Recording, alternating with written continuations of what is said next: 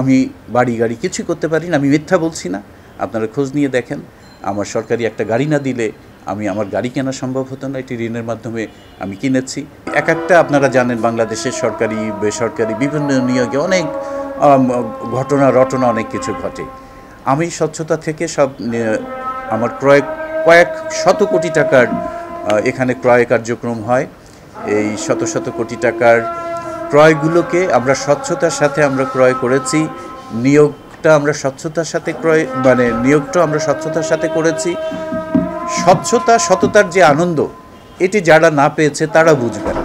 কারণ আজকে আপনারা যদি দেখেন, এখন talk of the city, talk of the whole country, সেটা হচ্ছে ছাগল কর্মকাণ্ড, বেনজিরের কাণ্ড।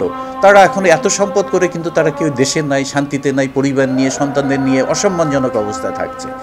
আমার ঢাকা শহরে একটা ফ্ল্যাট নাই, বাড়ি নাই, কোনো প্লট নাই, আমি নামে বেনামে এগুলো কোনোটাই করতে পারিনি, করা উচিতও মনে করি নাই। আমার সন্তানরা শিক্ষিত হয়েছে, তারা দেশের সম্পদ হবে, তারা উচ্চশিক্ষিত হলে তারা আমার জন্য গর্বের হবে, দেশের জন্য গর্বের হবে। সুতরাং সততার পুরস্কার আল্লাহই দেন।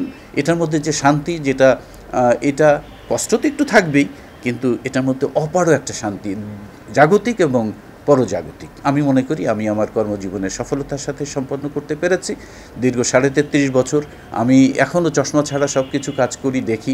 আমার যে এনার্জি আছে, আমি মনে করি এখনকার অনেকের যুবকের তুলনায় আমি হাঁটা চলা সব বিষয়ে আমি রাষ্ট্রের প্রয়োজনে যে কোনো সময় আমি সারা রাত জাগা লাগুক, কয়েক রাত জাগা লাগুক, আমি এটা পারি।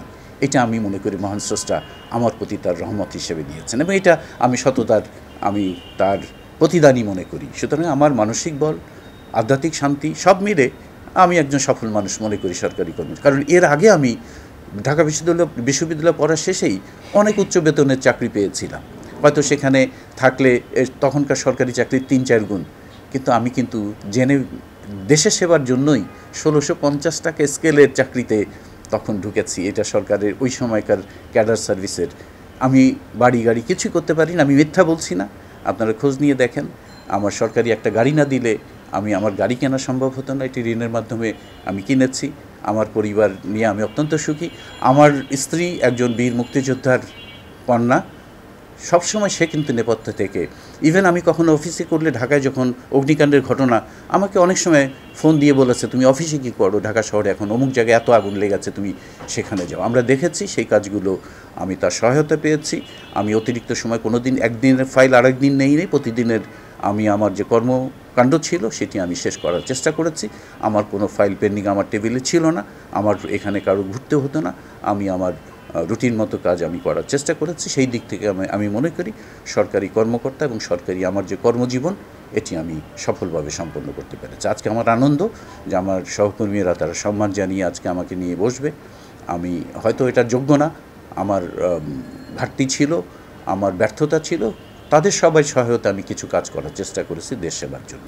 আমি মাঠ পর্যায়ে সুদীর্ঘ সময় কাজ করেছি, যে সমস্ত উপজেলা বা মাঠ পর্যায়ে জেলায়, সেখানেও সাধারণ জনগণকে নিয়ে কাজ করেছি। আমার ভাবনা চিন্তা সাধারণ জনগণকে কেন্দ্র করেই ছিল, এটি থাকবে। এবং তাদের দোয়ার বরকতে আমি এখনও সুস্থ আছি, আমি ভালো আছি।